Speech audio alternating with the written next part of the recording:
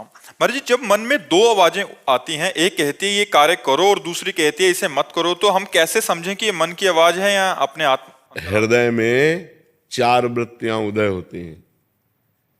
एक निश्चय करने की, जिसे बुद्धि कहते हैं, एक संकल्प विकल्प करने की, जिसे मन कहते हैं, और एक चिंतन करने की, जिसे चित्त कहते हैं, और एक कर्ता और भोक्ता भाव की, मैं ये करूंगा, मैं ऐसा भोगूंगा, उसे अहंकार कहते हैं।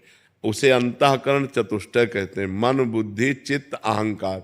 ये एक का नहीं है निर्णय, ये पूरे चारों में मिलकर के होता है। मन संकल्प करता है ये क्रिया की जाए, तो बुद्धि निर्णय करती है ये गलत है। अब मन जोर पड़ गया तो बुद्धि को अधीन करके क्रिया करवा लिया। क्रियाओं के साथ